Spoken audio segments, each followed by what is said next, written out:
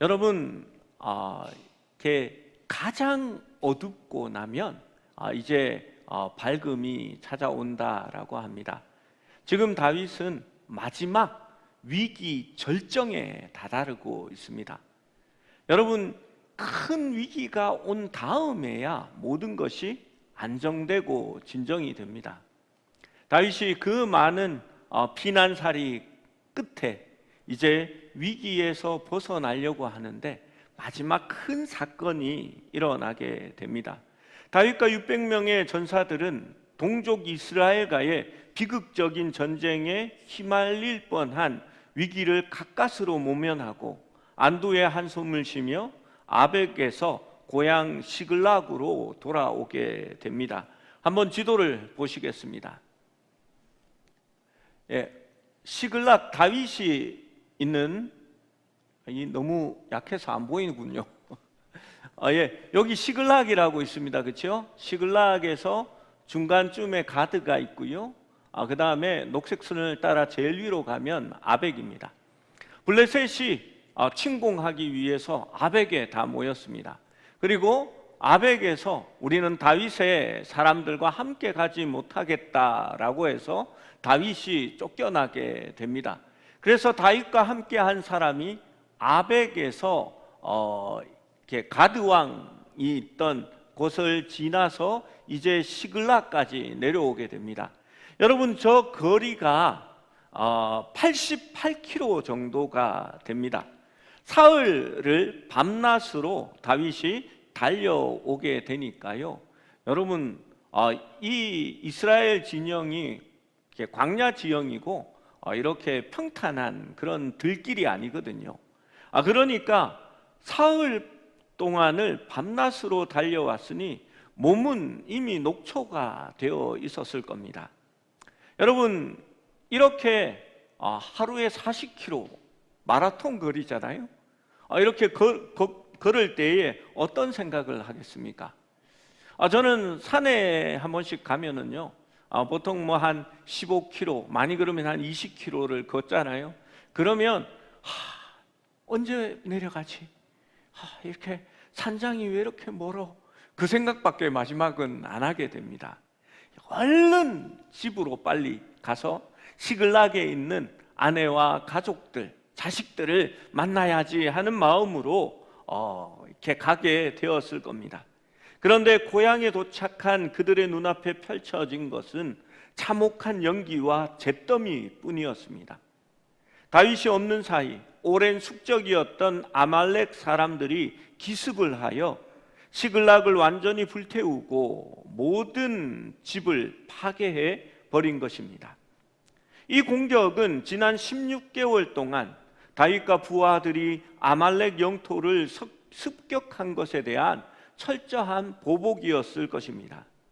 다윗과 군사들이 북쪽 전선으로 옮겨가자 그 타이밍을 정확하게 노린 전략적 기습이라고 볼 수가 있습니다. 여러분, 집이 다 불탔고 재산들도 다 빼앗겨서 사라져 버렸습니다.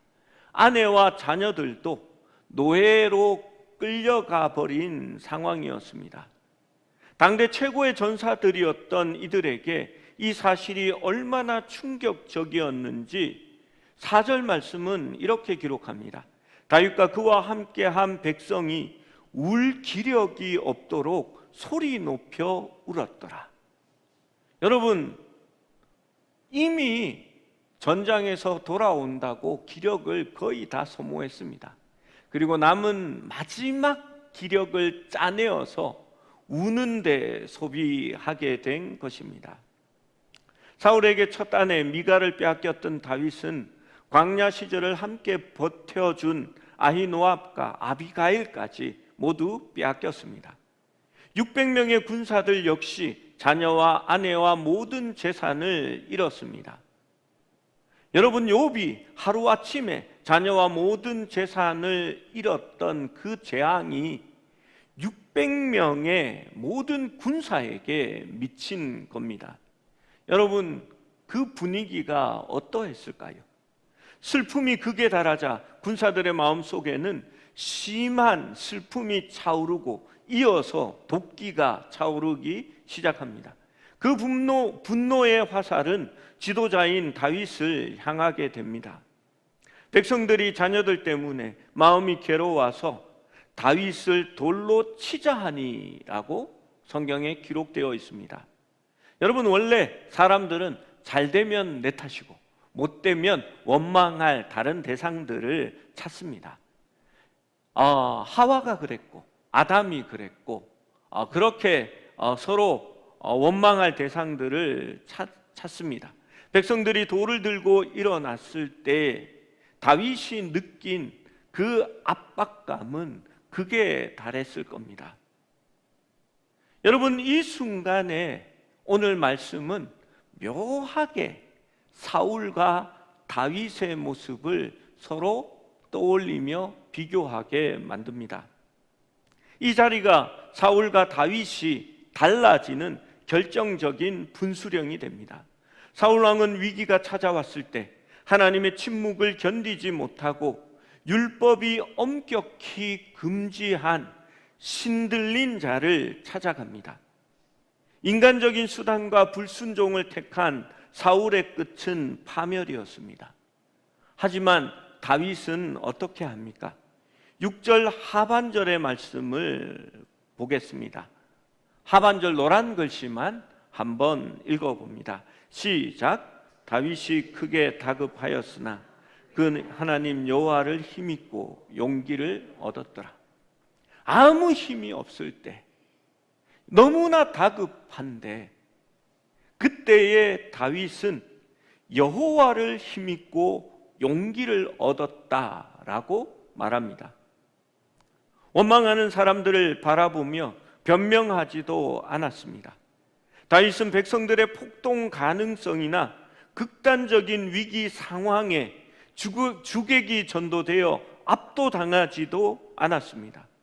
그는 사울처럼 인간적인 방책을 찾거나 절망하는 대신에 그의 하나님 여호와로 힘입고 용기를 얻었다라고 성경은 말합니다.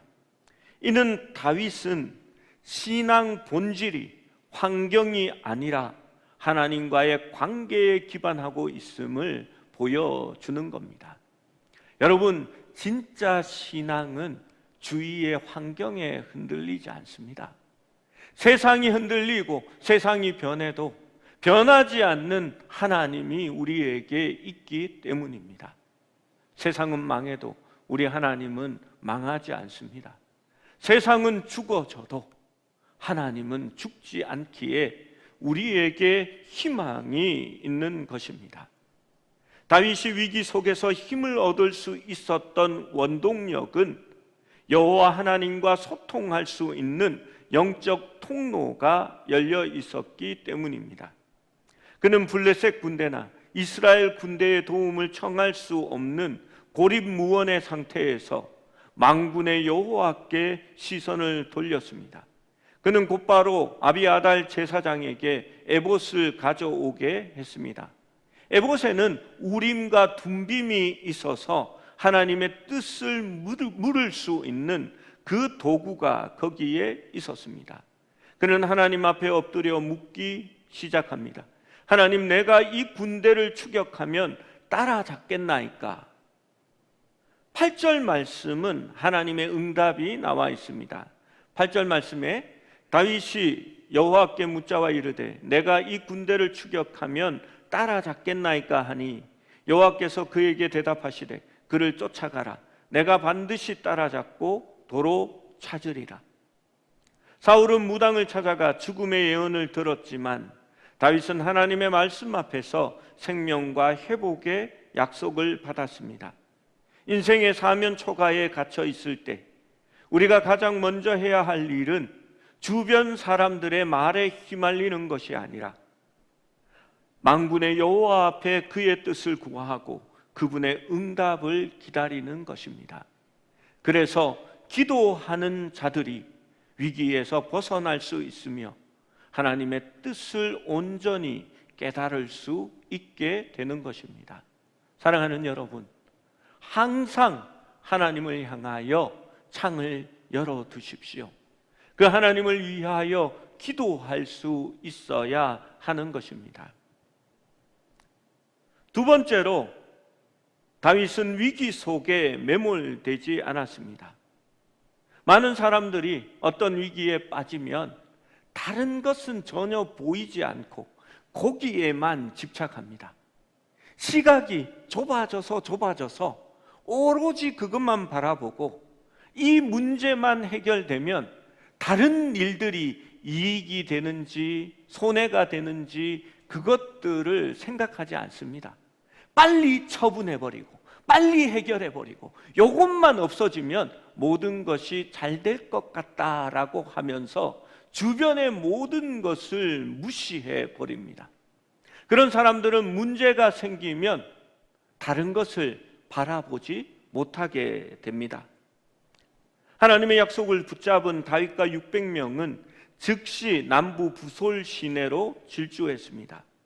하지만 이미 지칠 대로 지친 군사들 중에 3분의 1인 200명이 부솔 시내를 건너지 못하고 쓰러졌습니다. 여러분, 지도를 다시 한번 보겠습니다.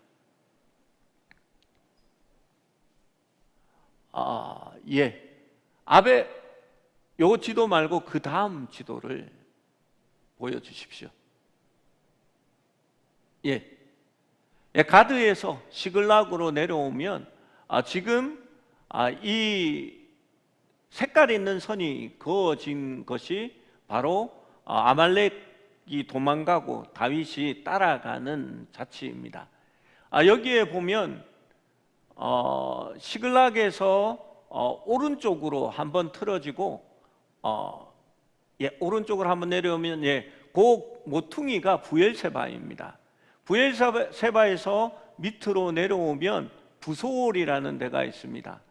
이 부솔과 부엘세바에서 이렇게 이 건천이, 그러니까 우기 때에만 물이 내려가고 평상시에는 말라 있는 하천이 있습니다. 그 건천이 합해져서 이 지중해 쪽으로 빠져나가게 되는데 거기에 물이 흐르는 곳이 바로 부솔입니다. 건천이니까 땅이 깊이 패여져 있고 그곳을 건너가야 하는데 이 다윗의 군대가 거기에 건너가지 못하고 200명이 거기에 낙오하게 되는 겁니다. 감정적으로, 육체적으로 완전히 탈진하여 거기에 머무르게 되자 이제 다윗은 물건들을 거기에 다 내어놓고, 여러분 지칠 대로 지치면 나머지 짐들도 내려놓고 이제는 최소한의 것만을 가지고 쫓아가야 합니다. 그래서 짐들을 거기에 풀어놓고 남은 200명도 거기에 머물게 하고 400명을 데리고 추격을 계속하게 됩니다. 그런데 숨가쁜 추격전이 벌어지는 긴박한 현장 가운데서 성경은 언뜻 이해되지 않는 기묘한 사건 하나를 꽤 길게 기록하고 있습니다. 바로 들판에 버려져 죽어가던 한 애굽 소년을 만난 이야기입니다. 여러분, 한시가 급한 상황입니다. 내 가족이 아말렉의 손에 어떠한 고초를 겪고 있을지 모르는 정말 마음이 타들어가는 상황입니다.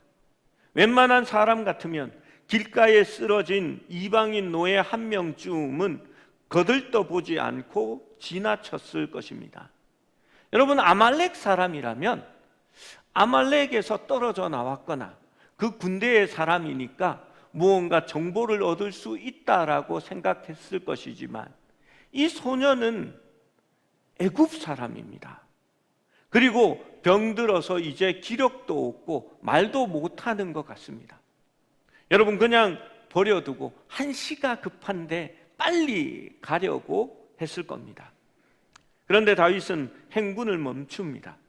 그리고 모든 짐들을 덜어내고 아주 간단한 식량 정도만 가지고 있는 이들이 그들의 배급량인 떡과 물, 무화과와 건포도를 쪼개어 이 이방인 소년에게 먹여줍니다. 여러분, 이 모습이 다윗이 어떤 사람인 줄을 잘 보여주는 모습입니다. 다윗은 자신의 고통에 눈이 멀어 자신의 시야가 좁아져서 타인의 고통을 외면하는 사람이 아니었습니다. 여러분, 내 코가 석자인데 이웃을 돌보는 것은 불가능해 보입니다. 어떤 사람들은 내가 조금만 나아지면, 내가 시간이 조금만 늘어나면, 내가 조금 여유가 있으면 헌금도 하고 봉사도 하고 또 교회에서 일을 하겠다라고 말합니다. 어떤 분들은 제가 먹고 살기에도 빠듯한데 제 수입이 얼마 이상만 되면 목사님 그때부터는 제가 11조를 하겠습니다 라고 이야기합니다. 여러분, 10의 1조라는 것이 늘 그렇습니다.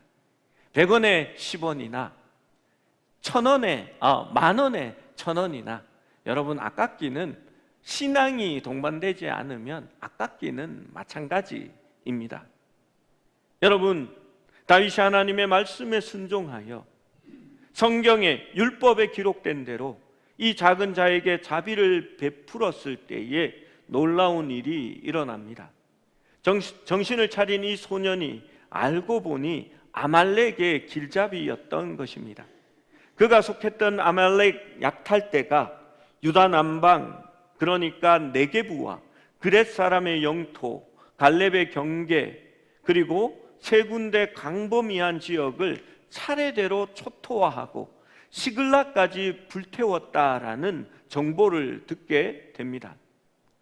이 소년으로 말미암아서 원래 이 아말렉 사람들의 진영이 어디에 있었는지를 이제 다윗이 알게 되는 겁니다.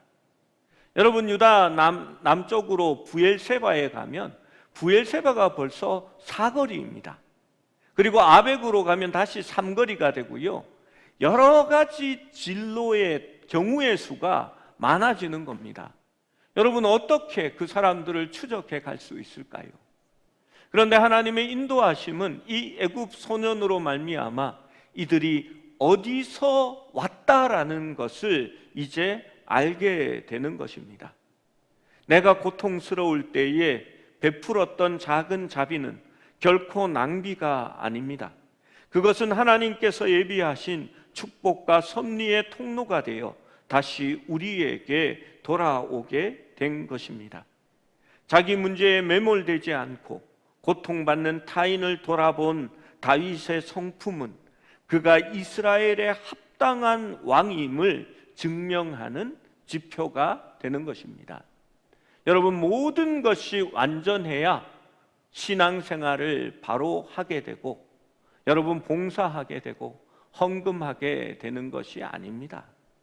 여러분, 내가 어렵고 힘들고 그리고 없을 때에도 하나님의 것을 분별하고 하나님의 것임을 알고 또 하나님께 그 시간을 떼어낼 수 있을 때에 여러분, 풍족하게 되어도 올바른 삶을 살아갈 수 있게 되는 겁니다. 세 번째로 다윗은 은혜를 나누고 공유하는 법을 알고 있었습니다.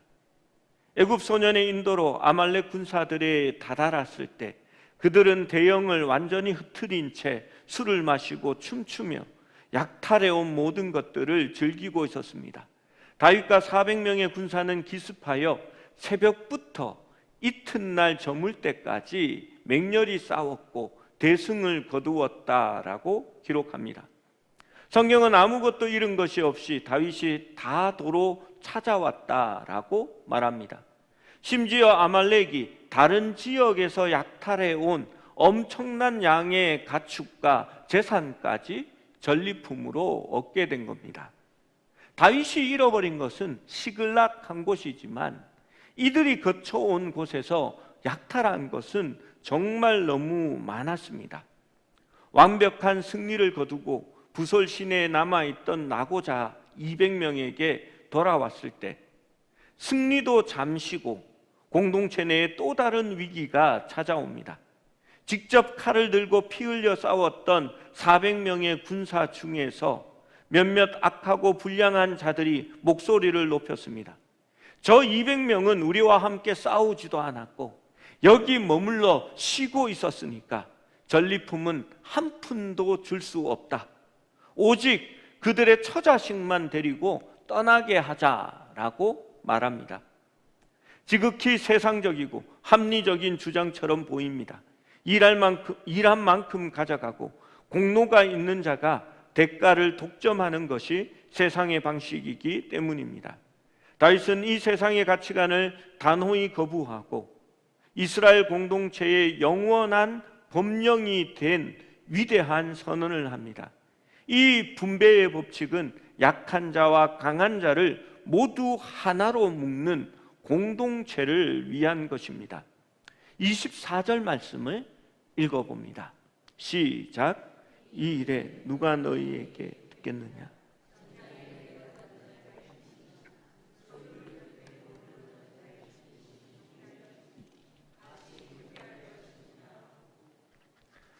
다윗은 부솔 시내에 남아 있었던 사람들에게도 똑같이 나눌 것이다 라고 말합니다. 여러분, 하나님의 은혜로 말미암아 공동체가 세워지고 거기에서 많은 자들이 일을 하고 수고합니다. 그런데 많이 수고했다고 내가 많이 가져가는 것이 아니라 하나님의 공동체를 세우기 위해 함께 수고한 것이고 거기에 관한 모든 것은 함께 공유하는 것입니다. 또한 아말렉이 다른 지파와 그렛, 갈렙 등에서 약탈해온 방대한 양의 가축과 재산 역시 다윗의 통제하에 들어왔습니다. 원주민들이 이미 상실했던 재산들이었기에 목숨을 걸고 싸워 승리한 다윗 군대는 합법적인 정복자의 권리로 이 막대한 전리품을 소유하게 되었습니다. 그중 가장 큰 몫인 양떼와 소떼는 다윗의 몫으로 돌려지게 되었습니다. 여러분, 비슷한 사건이 있었는데 혹시 기억나십니까? 롯의 가족들이 이렇게 습격을 당하여서 그곳에 있는 모든 재산들과 식솔들이 딸려 이렇게 끌려간 사건이 있었습니다. 아브라함이 뒤쫓아가서 그들을 구출해내고 빼앗았던 것들을 소돔에 있는 원래 주인들에게 돌려주게 됩니다. 여러분, 이 다윗의 모습은 그러한 아브라함의 모습을 연상시켜 줍니다. 그래서 이 기록으로 말미암아서 다윗이 아브라함처럼 하나님이 택하신 지도자가 아닌가 하는 그러한 복선을 우리에게 깔아주는 것 같습니다. 여러분, 가장 큰 몫인 양떼와 소떼는 다윗의 몫으로 돌려졌습니다. 그런데 다윗은 자신에게 배당된 방대한 전리품을 유다 남부 지역의 14개 성읍 베델, 남방, 라못, 야딜, 야로엘, 에스드모와 헤브론 등의 장로들에게 선물로 이 히브리어로는 브로카로 보냈다라고 적고 있습니다. 브로카라는 것은 하나님이 주시는 축복이라는 뜻입니다. 여기에 사용된 지역들의 상당수는 다윗과 부하들이 도피 생활을 하며 신세를 졌던 것이고 제사장의 도피성이 있는 얏딜, 에스드모와 헤브론이 포함되어 있습니다. 여러분, 도피성은 범죄한 자들이 피하여 도망하게 되는 곳이 도피성입니다. 고의로 죄를 짓지 않은, 그러니까 사고나 실수로 이렇게 죄를 지어 목숨을 부지하기 어려운 자들이 도피성으로 피하게 되는 겁니다. 여러분, 그들은 사울보다는 다윗에게 가까운 사람이 될 것입니다. 다윗의 이러한 행동은 정치적으로나 종교적으로 큰 보석이 되어지는 겁니다. 다윗이 승리의 결과물을 나눌 수 있었던 이유는 그가 정치적이었기 때문은 아닙니다. 그 마음 속에 있는 중심이 있었기 때문입니다. 전리품은 인간의 노동이나 공로의 대가가 아니라 하나님께서 이스라엘에게 주신 은혜의 선물이라는 것입니다. 전쟁의 승리가 하나님께 속한 것이므로 그 결과물 역시 인간의 소유권을 주장할 수 없는 신성한 하나님의 선물, 축복이며 따라서 그것을 온 유다와 공동체가 공유하기를 원했던 것입니다. 그래서 그가 전리품을 유다 남부의 장로들에게 보낼 때에 브로카, 하나님의 축복이라고 하면서 그것을 전한 것입니다. 여러분, 가치의 우선순위는 진정으로 감사해야 할 더 큰 선물은 전리품이 아니라 하나님께서 전쟁에 이기게 하시고 그들의 생명을 안전하게 보호해 주신 사실입니다. 여러분, 그 하나님의 은혜에 감사할 수 있을 때에, 이 사실을 깨달을 수 있을 때에 물질에 대한 탐욕과 원망이 사라지게 되는 것입니다. 여러분, 이 사무엘상 30절의 말씀을 통하여서 우리는 다윗의 그릇됨을 보게 됩니다. 그는 이미 하나님과 마음이 합하여지고 이스라엘의 왕이 될 만한 사람으로 믿음이 성장해 가고 있는 것입니다. 사랑하는 여러분, 우리의 삶과 생각도 둘러보면 좋겠습니다. 회사에서 보면 오늘날 많은 사람들이 그 고가라는 것을 서로 가져가려고 다툽니다.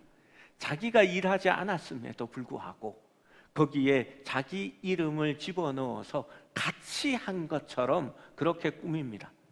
다른 사람이 열심히 일을 하고 고생했는데 그 위에 있는 간부가 원래 밑에 사람이 한 건 다 시켜서 한 거지 하면서 이렇게 부장이나 차장이 그것을 가로채서 자기의 고가로 가져가 버립니다. 여러분, 그런데 하나님의 일은 그렇지 않습니다. 하나님이 주신 일이요, 하나님께서 허락하신 것이요, 하나님께서 성공을 주신 것입니다.